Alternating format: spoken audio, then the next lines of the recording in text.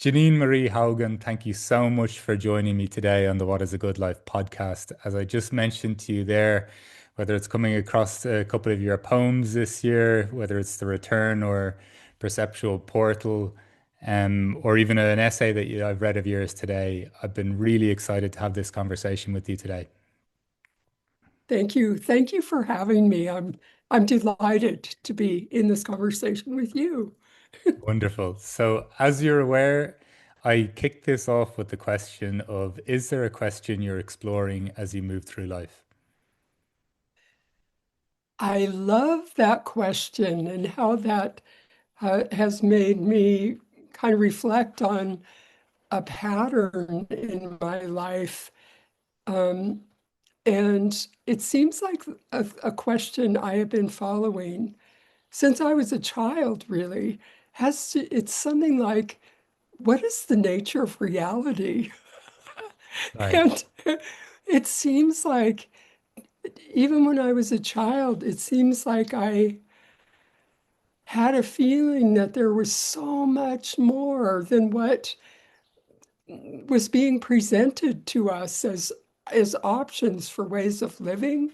It seemed to me that the world was so magical and and nobody really talked about it, or or or explored that or tried to enhance that or move toward magical possibility. It seemed like so much more was possible, even when I was very young, and it. So yeah, I think this is a question that I've been exploring in some way my whole life. How fluid is reality? I'm using scare quotes there. Is it something that is shaped by us, or is it something we just land here, or we are born into this and we've got to cope with whatever it is? How fluid is it? This is an absolutely gorgeous question. And from your perspective, just when you speak of the fluidity of it, could you elaborate on what you're pointing to there? Okay, right. Of course, that's a wonderful question. Um, well, it does seem that our attitudes um, shape our perception and our experience. That if we go into the world, as you know, all of us do, especially now in these strange times, I think, if we go forward expecting the worst thing is what we're going to see. Which is not to say the worst thing isn't happening, but we might exclude the beauty, the joy, the joyful laughter of children, or the where I am, all the new the blossoming of spring, and um, the emergence of new possibilities in our world. If we expect the worst, we might not see or experience any of that. And so there is a way that our attitudes influence the reality that we experience, at least. But also I believe that there's a collective, the way that we participate as a species, um, I believe also shapes in physical ways, of course, shapes our reality now. The way we're remaking the world in so many ways, we're remaking the physical world by our presence and our industries and so on. But again, I believe it seems like we also shape the world with our attitudes and our, now I shouldn't laugh about this, but it's like the cosmic joke, that that we have this beautiful, beautiful world, and these human beings with such possibility, and what we are involved in is these eternal clashes with each other, trying to gain more power over each other, do more damage, and so on. Because it's something that we it's how we perceive the human dynamic somehow. And okay, I'm going to stop there on that Yeah, comment. but just the what you were touching on, even just with your opening question around the nature of reality, I'd be really intrigued just how that kind of first even emerged for you at a young age. And you also mentioned something there just around in terms of the possibilities. And I know what you're saying there, even around our attitudes and how that may be shaping what we're giving our attention to, we're focusing on as well. Um, but just from your perspective, like when did this question emerge? Because it's something that feels very present for me, even aside from the way even maybe some of the political world may be going and just there's something deeply resonant about that question around what is the nature of this reality and how are we perceiving it? So just from your perspective, even what tipped you off to this kind of question, even from a young age? Um, and I couldn't have shaped that question as a young person, Yeah. but it's looking back and reflecting on this little person who was me. When I was a little kid, a young person, I used to put on these plays and pageants and carnivals. These are all, I mean, super small, but for me, it was my whole world. And I'd make costumes and I'd get my siblings and my little neighbors to play roles and and be in this magic world. We were in a magic world. And as I reflect on that, it seems like there was something in me that wanted to show, that wanted to make visible some magic that was possible. I wanted to make that visible for my family, for my parents, for the adults in my life, and that um, um, it's something that I, gathered material and people and we made these worlds. And um, and for that time, for that little bit of time, anyways, we were living in a different world. Yeah. um, did I lose track of your No, question? no, oh no, no. There's on this podcast, there's absolutely no losing track of a question. It's most Great. certainly wherever it goes. But you did say something there that, well, it just got me thinking of doing something else in my own childhood and putting on shows, whether it was music or acts or scenes.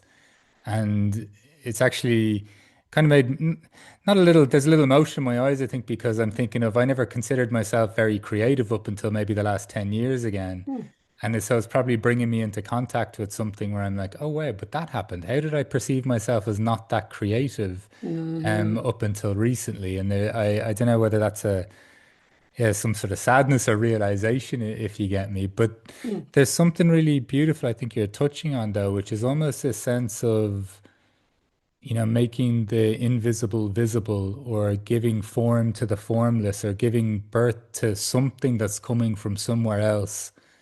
Mhm. That just seems a little bit lighter than the heaviness of some of the things we're caught up at in terms of what we're doing to ourselves as humans or even what we're doing to the world around us. Mhm. Yeah. For you then, as you've moved with that question, like And I appreciate that it wasn't fully formed at that stage, but even with that sense of that there's more possibility or magic to this world, how did that kind of put you into contact with whether it's prevailing cultures or following a path yourself that aligned more with what you were already sensing around reality?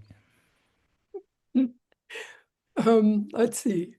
Okay, well, we'll see if I track well on this question. Um, I think during my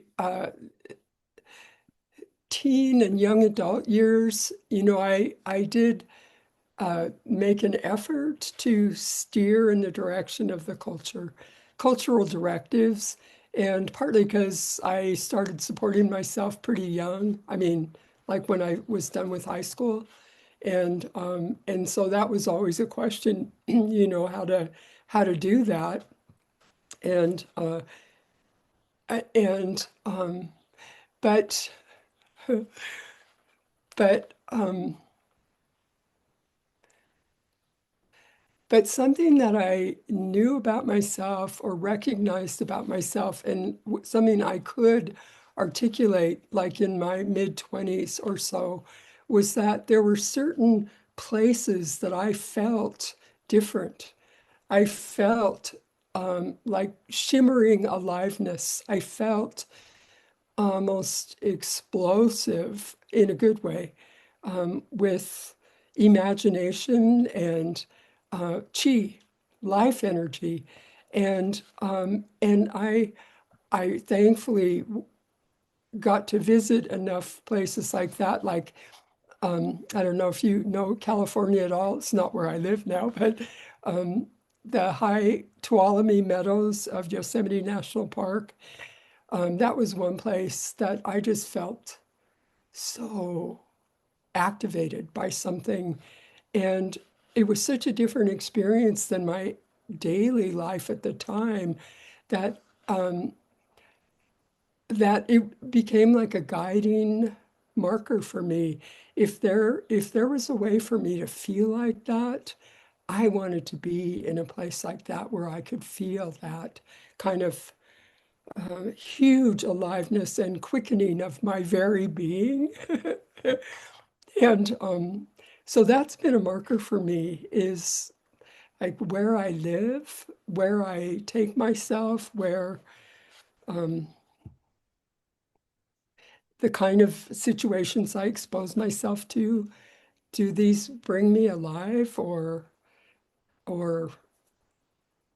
or feel oppressive?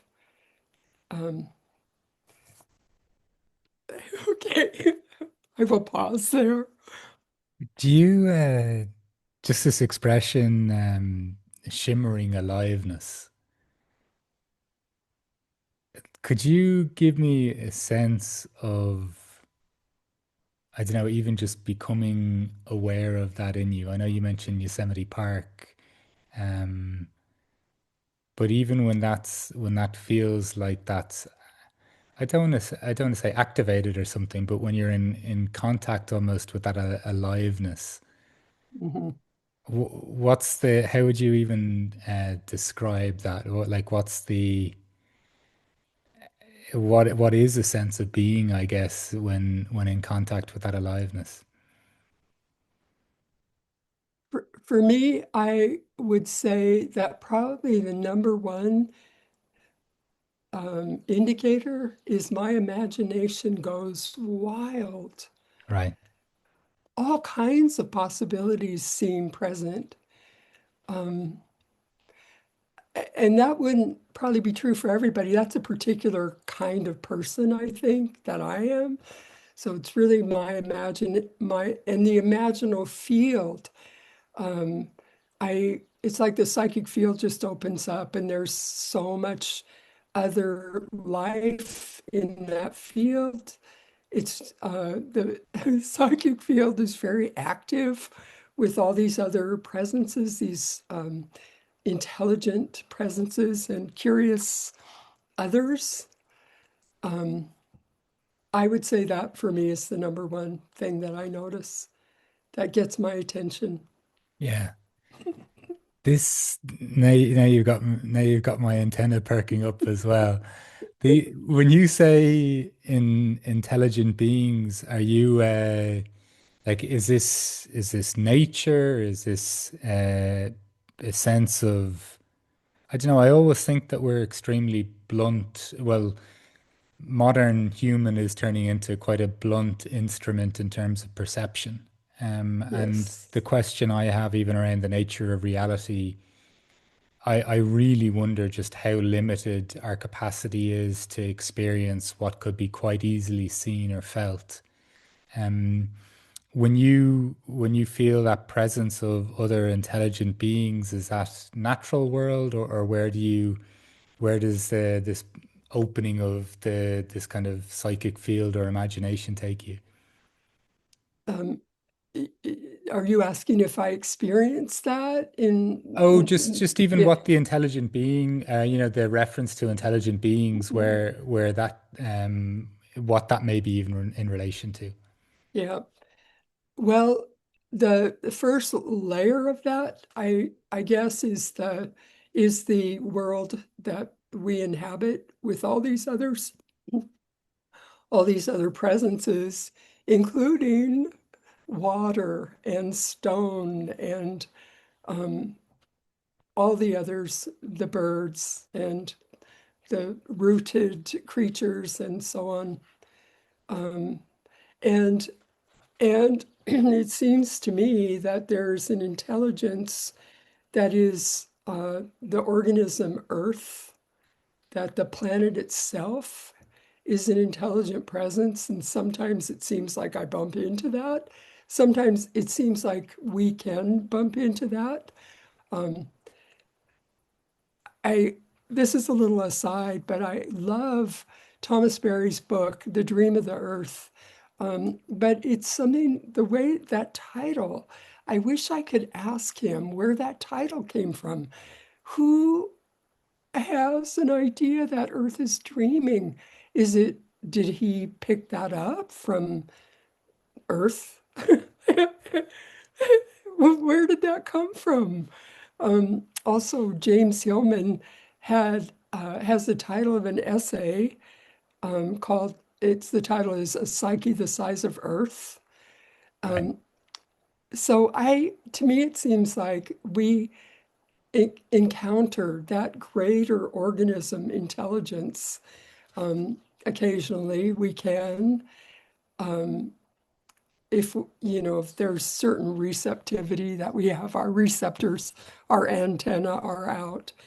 But also it seems like this is not so much my experience, although I will say with psychedelic assist, it does seem like I have encountered intelligences that are not necessarily earthly embodied. I know other people do. Yeah. It seems like that's less familiar ground to me. But we live, seemingly, to me, it seems like we live in a world that's saturated with intelligences. Yeah, it's there's and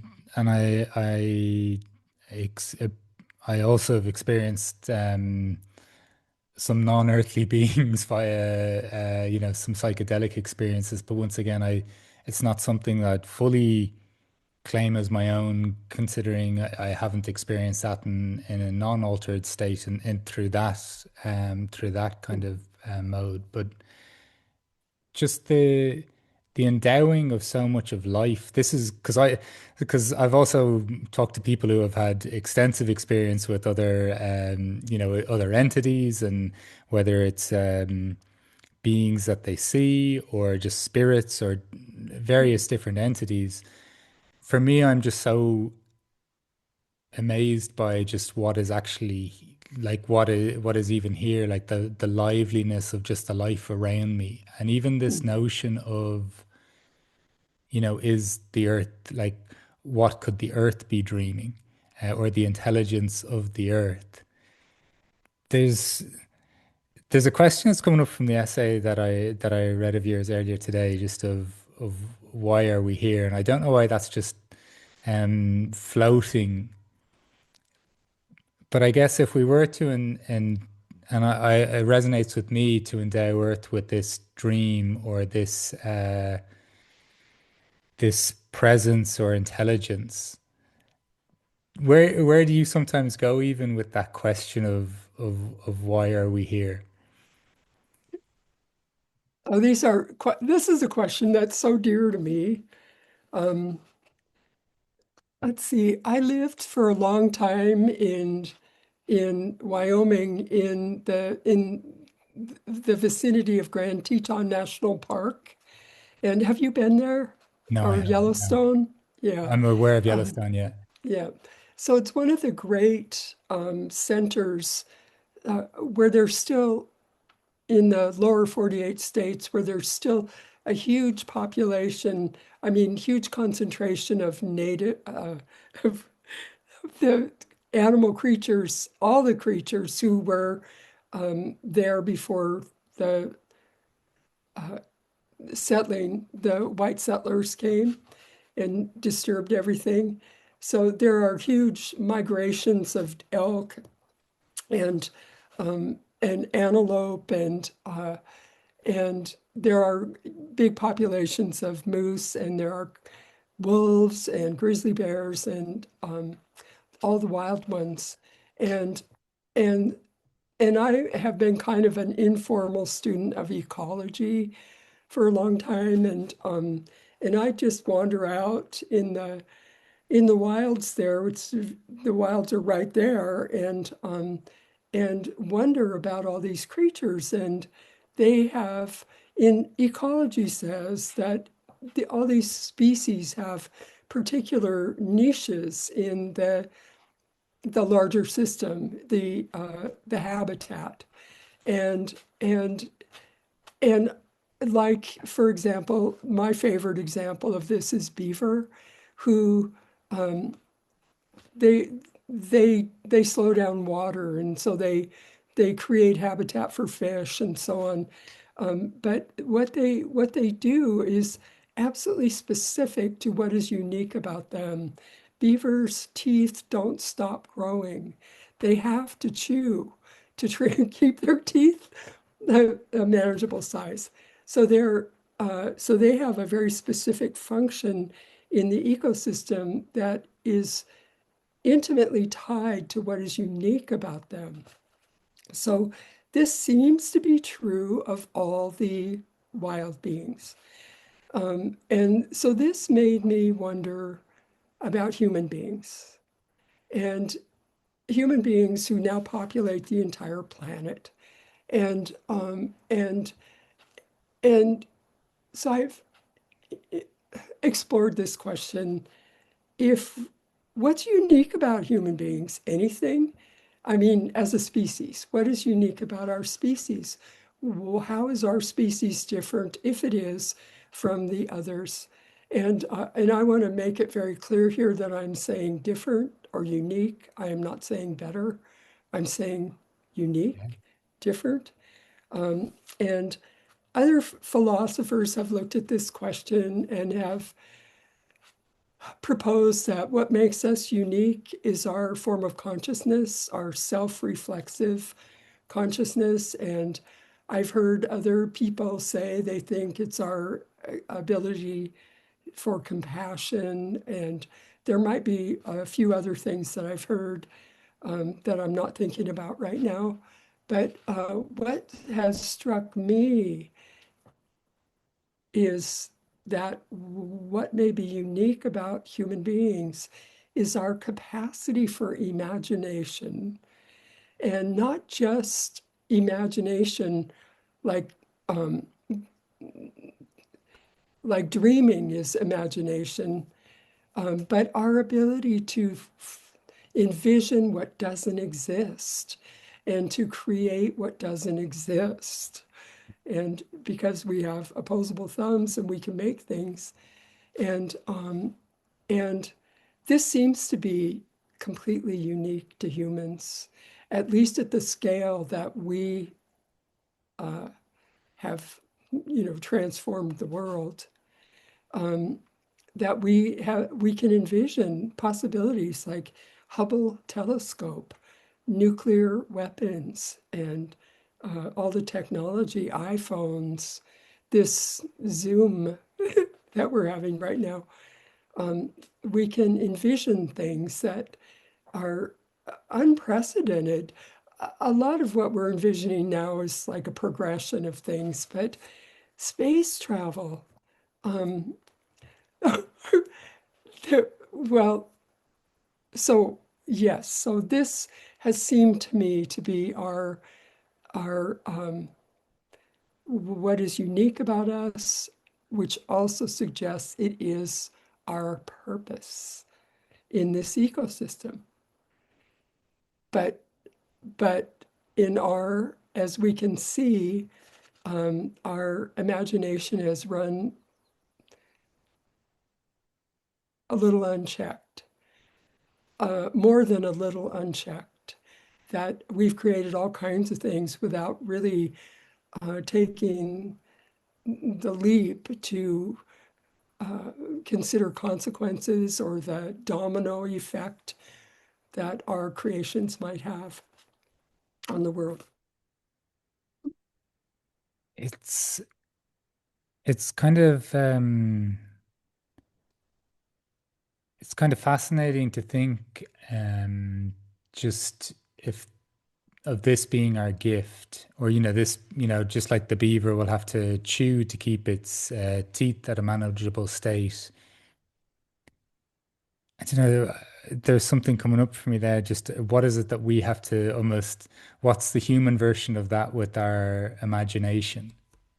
And and there's something you said earlier, just again, that expression that stuck with me around shimmering aliveness and kind of imagination when it isn't in connection with that.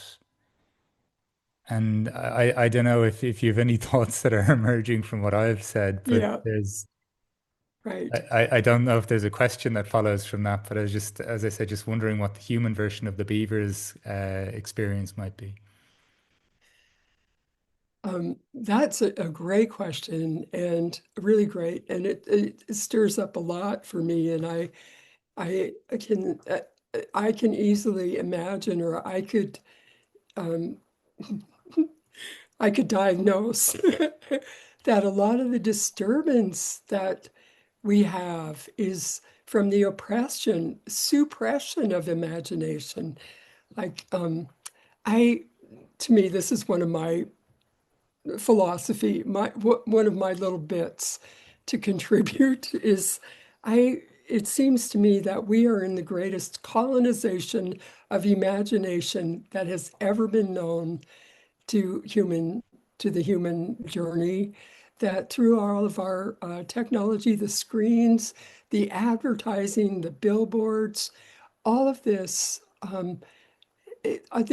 that our own imaginative capacities are in many ways being smothered by all the images and the ideas that are coming, and accepted as if this is reality, rather than stimulating our own imaginative responses to, like, things like climate change, for example, or the seemingly endless wars that we're in. That the suppression of the creative response seems to be kind of built into our capitalistic consumer industrial world. But I think, according to me, in the world according to Geneen, this suppression of imagination, of free, wild imagination, especially that has coherence with living systems, with living Earth, suppression of that is creating a huge crisis of depression and all the damaging psychological states that we see, that the possibility has been for our lives and for our world is suppressed. Yeah, there's, just even that initial noting of the, shows that you would put on, and that had me thinking of shows that I was a part of with in my own family constellation or with my own friends at that age. It's it feels like that there is such a deep suppression of that. I actually held a conversation around the topic of imagination when I asked people to return to a moment where they felt like really in contact with their imagination. More than I'd say three quarters or maybe even 80% of the group went right back to childhood. Mhm. And I just like, as someone in the group kind of mentioned, isn't that kind of, there's something quite sad about that.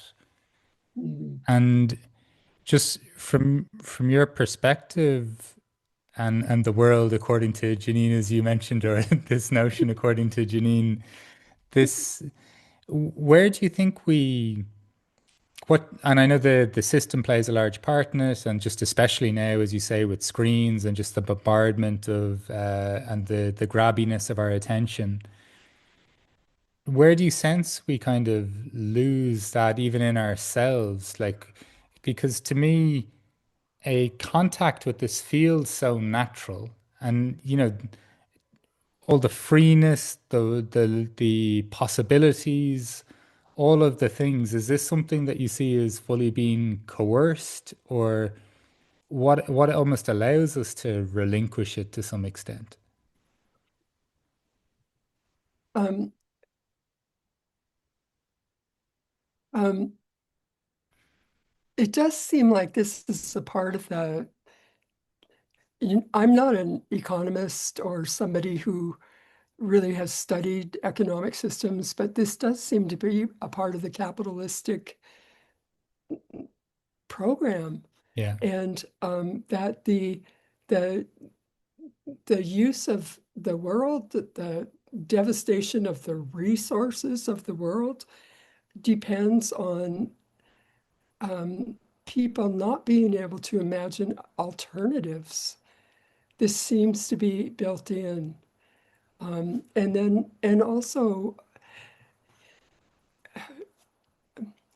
now it has to do with psychological maturity, probably too, that we're so vulnerable and everybody wants to belong at some point in their lives. And if belonging means that I have to do this thing a certain way, and I've got to get a nice job and a really good house, and in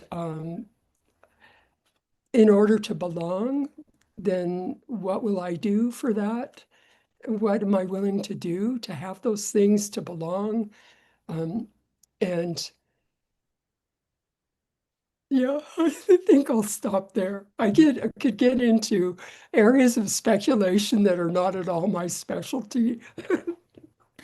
Uh, in this conversation, I'm only looking I'm only looking, I guess, for whatever speculations you have, if you know what I mean. And just because I think there's you mentioned earlier even just the question of what is the nature of reality, and you said there was a kind of a sadness as to how little we speak about that, or how little we contemplate that. And from some of my own observations on life, I think it's almost sad that there can be people that could believe potentially in a divine presence, yet that divine presence only exists um,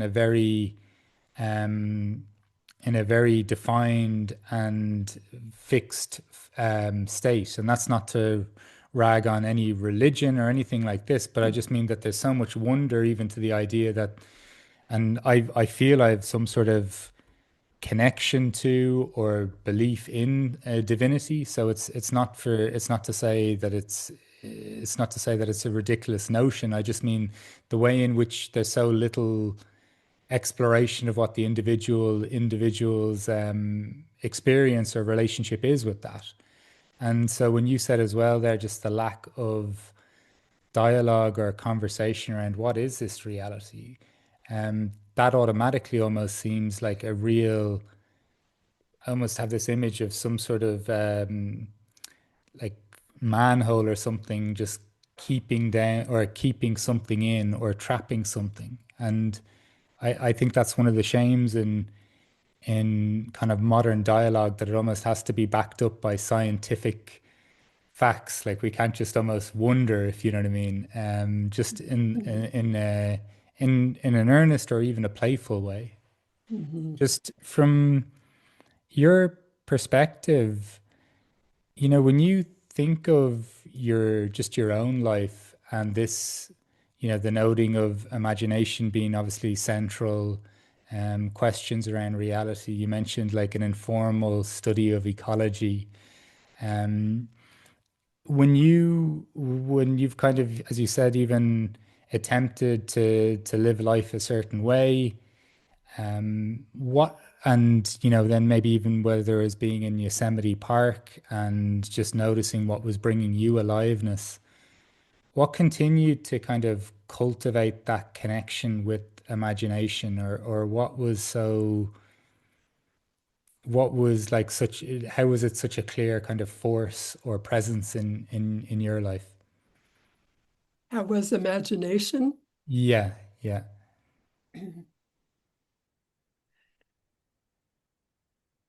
I think also when I was young that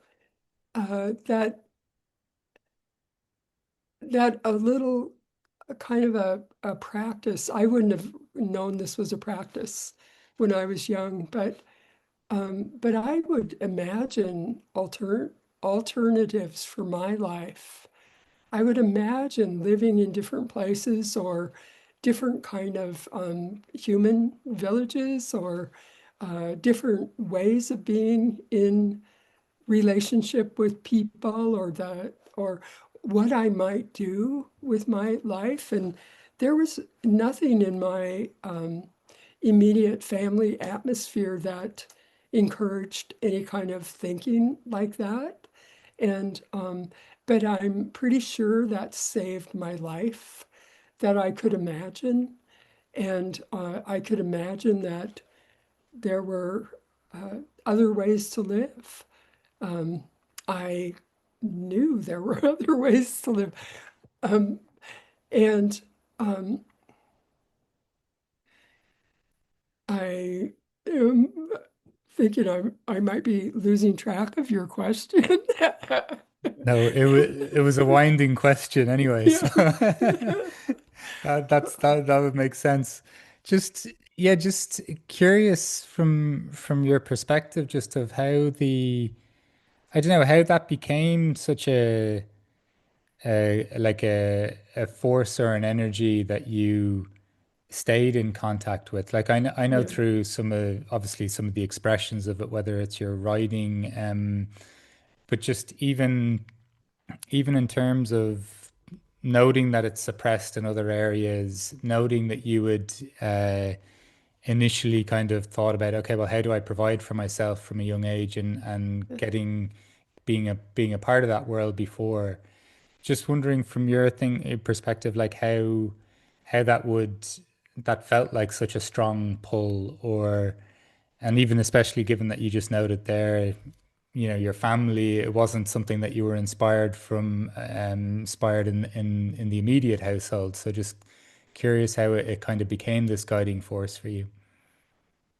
Um, well, what I would say to that is it's like as it became conscious that this was a really powerful thing. And it was, for me, so powerful, it was a lifesaver. And also, when I was young, it was self-soothing.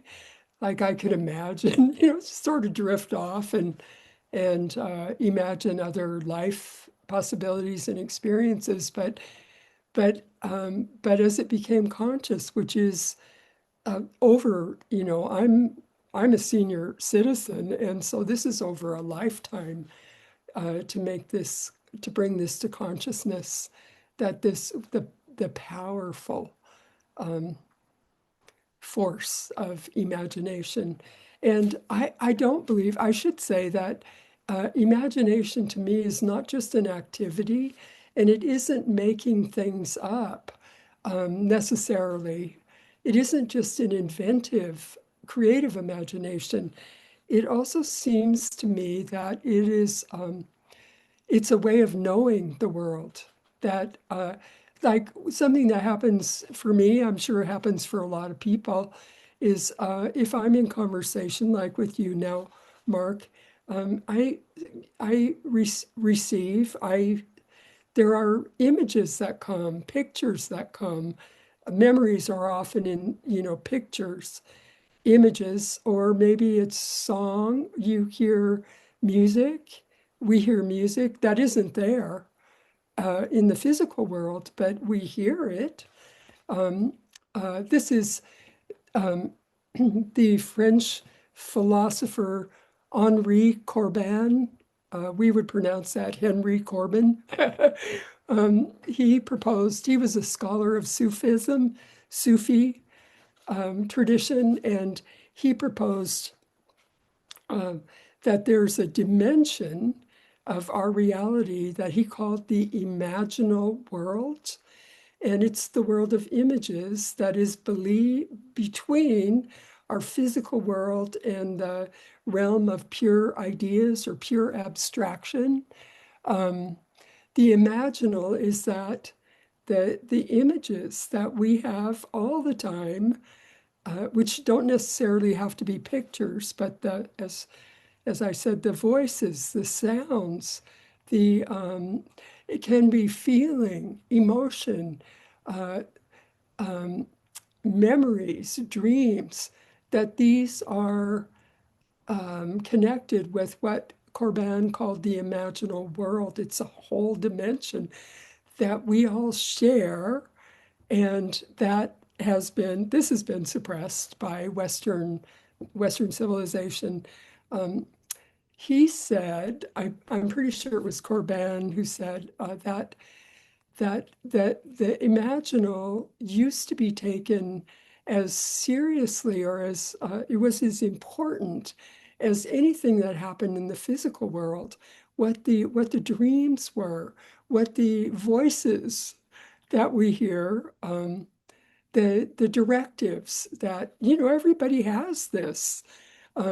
That it used to be, I believe he said in the Middle Ages, this was considered as significant as anything in the physical world. And so obviously we have lost touch with that and this importance of that. Mark, I've just gone wildly off into a ramble, into the Oh, imaginal. this was all music to my ears, which I wasn't hoping was going to stop, to be honest. So just carrying on that though, I didn't. It's funny that I've been having an experience lately where sometimes people will say what I just said sounded abstract, and yet what I'm saying I feel in my an experience in my bones almost. Mhm.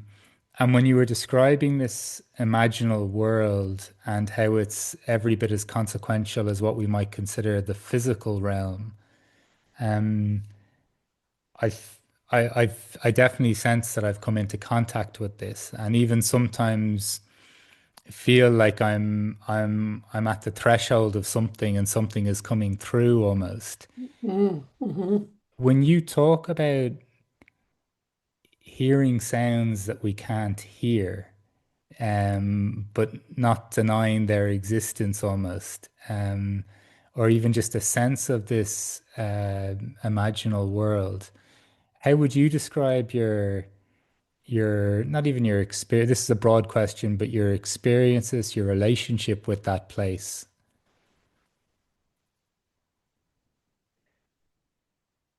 Well, I do want to give an example. Will tell a little story. please. Um, I lived in the Tetons for a long time, and I used to hike up to a spot in the Teton Range called the Lower Saddle. I used to do this quite regularly, and there was one place that I would pass through a big rock fall of giant boulders that had come off the peaks. It's granite there, and these had been carved by glaciers, and then this one jumble of rock fall, they were, huge glaciers, like I mean glaciated boulders, and there was a way the trail sort of wound through this boulder field, and this is pretty high up. So this would be, I would already have been hiking for a couple of hours probably by the time I got there, and I went pretty regularly. And after so many times going up to this spot, and I would walk through this boulder field and go up higher. But I noticed, at some point, I noticed that every time I went through there, it was almost as if I was hearing something, some kind of conversation, something that I knew wasn't audible, but it was the same kind of sound, sub-audible. And every time I went through, I would hear this Yeah. and feel this, and I would also get images. And I it took me a long time to even admit that this was my experience, because this is weird, right? Because this sound, it was not different every time. I mean, it wasn't like I was hearing pop music or whatever. It was a very similar, strange, like creaking and groaning, and like, but not audible to my ears, as I think. It wasn't audible to my ears. But what occurred to me after making that journey so many times is that it was this possibly the sound, like something retained in that rock, that was the sound of ice moving on the face of the granite. And the images that I would get, also, this is so strange. It seems so strange to me. It was like I would get these images of something like giant ice cream cones melting. Well, it took a long time before I could even really admit this to myself, speak it out loud. But it seems possible to me now that that rock that was so intimate with the glaciers was telling something of its story, and that how I was picking that up was in the imaginal field, and and that, because by then, getting up to that place, my everyday consciousness would be pretty altered just from the strenuousness of the hike, and the length of the time to get there, and so I was really open for this, for something. And so there is an example of something that seems to me to be, at least in my life, significant. That what if the world is speaking to us all the time, Yeah. dreaming, telling us things? Oh, that is so gorgeous. Um, yeah, sorry, I don't have much more to say, but just that is absolutely gorgeous. There's something about the repeated passage, just what comes up for me, almost the developing of intimacy with a boulder or with a rock. And there's something, I don't know, just kind of stunning about the idea of thing like things that we mightn't consider, we mightn't associate with aliveness typically in our culture, shall we say, are literally in communication with us.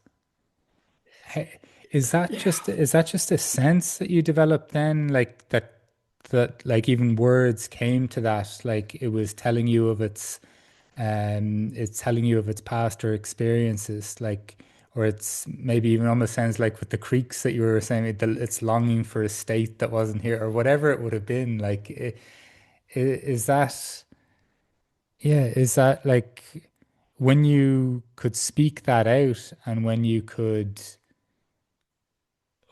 even, when some concept came to that, did that feel like it fit? Do you get me? Like, did that kind of just kind of sink in and feel like it just made sense based on what your perception was of the experience? Hmm.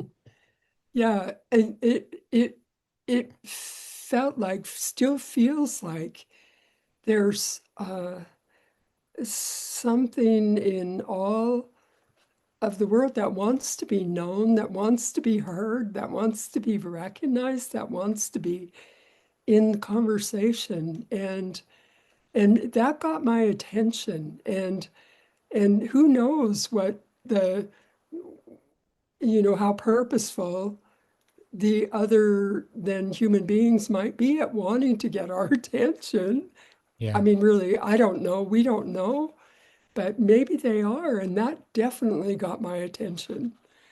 And and has, made me wonder so much about, well, there's so much that we miss.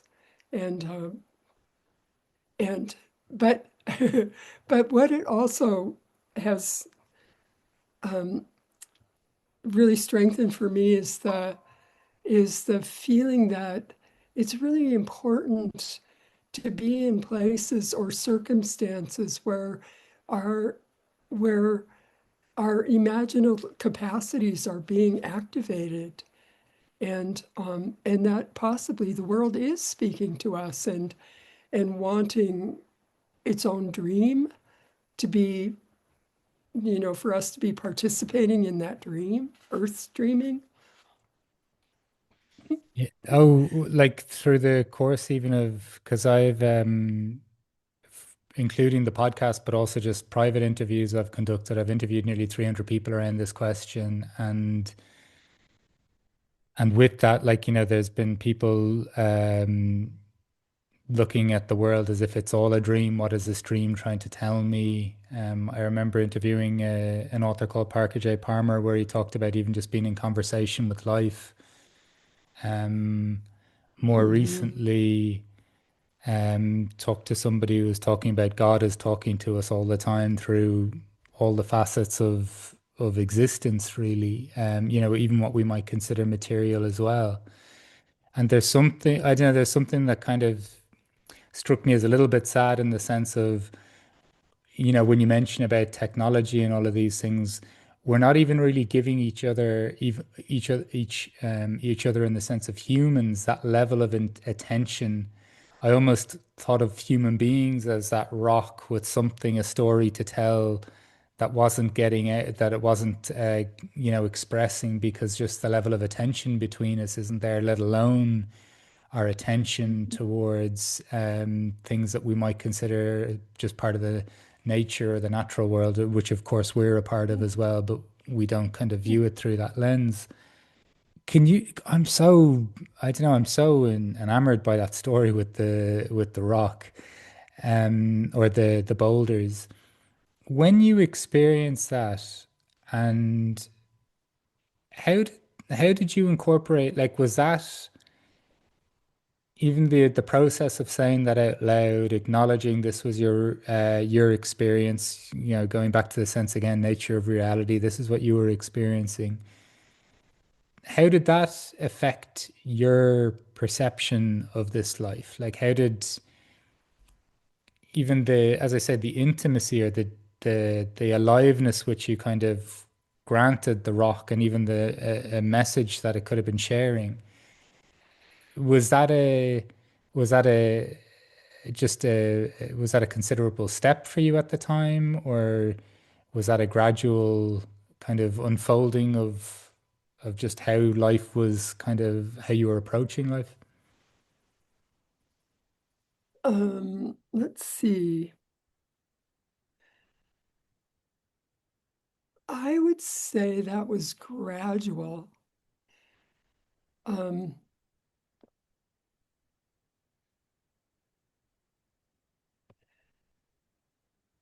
I would say that was gradual.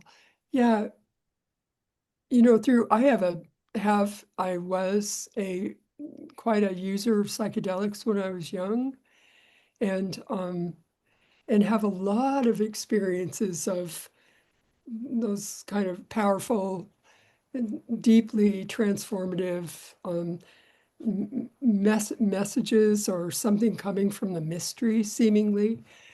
Um, but the rocks, those glacier carved boulders, it's the possibility that there are the world, even the ones that we don't consider to be alive, are expressing that. It's all expressing. The cosmos is expressing, and the possibility that we might have antenna for that, Yeah. that has, really changed something. I mean, I don't get that all the time. I don't pick up things all the time, but I notice if there's, in certain circumstances, I might get a strong impression in a particular place, or as I'm leaving, there's something in the slipstream, or yeah, that, and it causes me to listen in a different way. I mean, listen, not just with my ears. And so I want to tell you this other little story that I love. I heard an interview. Ezra Klein interviewed Richard Powers, the author of the novel The Overstory. Do you know that book? I don't know the book, but Probably, I know Richard I know of Richard Parris. okay. Probably a lot of your listeners, I imagine, know that story. It's about trees, and it's about the loss of trees, and many tree species are like characters in that novel. It's a beautiful novel, really powerful novel, and about the human relationship with trees. Um, but I heard him in an interview talk about how he had found this particular ancient redwood in up above in the Santa Cruz Mountains somewhere, and it was one of the rare unlogged. It was an ancient tree, not a second growth, and he sat with that tree for a while. He said in this interview, and he came away. He said in the interview, he came away with the seeds for this novel, The Overstory. Hmm. Well, I heard him say that, and to me, what I thought is, was he given that story? Yeah. Was this the trees longing for this story? And somehow this creative, imaginative human being happened to be there and picked up on that? That's what I wonder. It's a fabulous possibility, isn't it? I don't know why, but there's something about that that's touching me in my core right now, you know? Mhm, Honestly. And it's interesting. I went to the forest on Tuesday morning with my nearly 2-year-old daughter, and mhm, I don't know whatever it was, but there was one particular tree that I gave a full body hug to. Like I was just wandering around, wondering. I don't know why that tree in particular, maybe its shape or how I sensed that I'd fit against it or something like this. But I find I don't do this all the time, but I generally find a huge comfort in that. Like a real not even just the act of leaning up against it, but like whether it's just it's inevitably was a larger tree, so it was inevitably longer here than I've been, or at least in this body. And yeah, there's something about that, and but just this notion that he could have been given the seeds of this story, that's just absolutely gorgeous. And it's like so many things you've been saying, it just really opens my whole body and senses to the idea of just something far more possible than we presently think of this life. Hmm. Even just the sense of how you describe it. And I fully feel it when I'm in conversation with people. I'm listening with far more than my ears. Like, Hmm. I almost think that like listening with my ears would be an initial step into listening, but so the way you even described hearing a sound, but that was um, sub audible, like it just, I don't know. It makes me almost think of, I'll just say what I'm thinking because this is what I thought, but it Yeah. almost makes me think of the superhuman powers we have that we're just not in contact with. Hmm. Yeah. And maybe they're not superhuman, they're human. So, yeah, yeah, yeah, yeah, yeah, yeah. Very, very true. Very true. Yeah, yeah, yeah. And we live in a small, small space when we have all this possibility.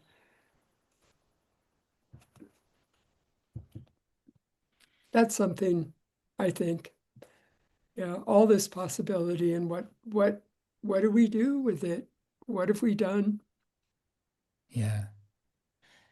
Also, I guess, just based on, what you were saying, that our lack of creativity in the face of various crises, it just had me thinking again of how we can think that maybe we just need to do what we're doing, but get more of it in the face. Like, there's a real, like, just madness to that. Like, and I Hmm. mean madness almost in more in its literal sense, that we keep doing what we're doing in the face of the challenges that are coming our way.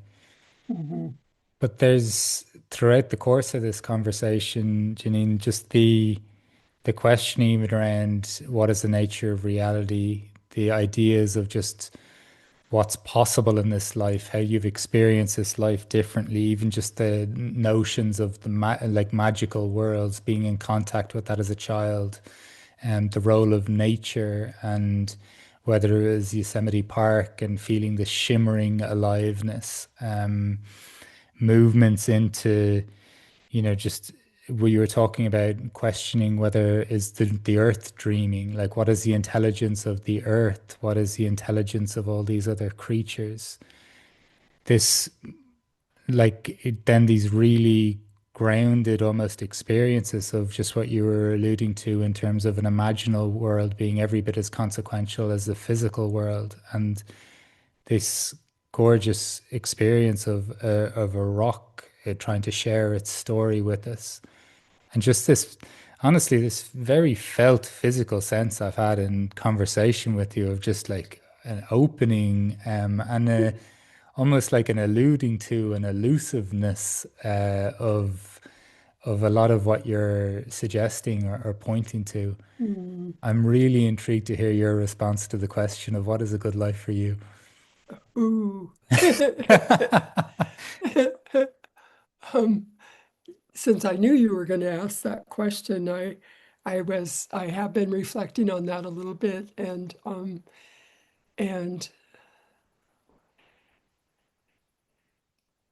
more flourishing is a good life.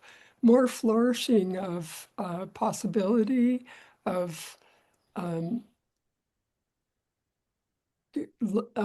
wild life, um, more openness, open, that there's portals everywhere, that there are places to move, there are ways that we can enact differently. Your comment about the madness, that is the definition of insanity, doing the same thing while expecting a different outcome. So where are our portals of possibility for doing things differently? And for all of us, it's every day there are portals of possibility. Let's see, for me, Mary Oliver has a poem that has a few lines in it that are like one of my touchstone poems. And the poem is, what is that poem called? When Death Comes. But these are the lines. And this is what I hope for myself and for everybody, anybody else. She's writing about when death comes. It's a pretty long poem, so I just have these lines. When it's over, I want to be able to say, all my life I was a bride married to amazement. I was the bridegroom holding the world in my arms.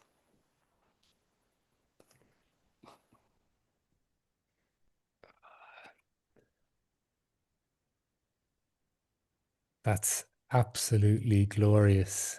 Geneen Marie Haugen, I'm just so grateful for this conversation. I know people say never have expectations. I won't lie and said after reading your work, I suspected a feeling like this may occur in me while interviewing you, but that was just an absolute delight. It's filled me with a sense of shimmering aliveness, and thank you so much for joining us today on the What is a Good Life podcast. Thank you so much, Mark. I am very grateful for this invitation to share.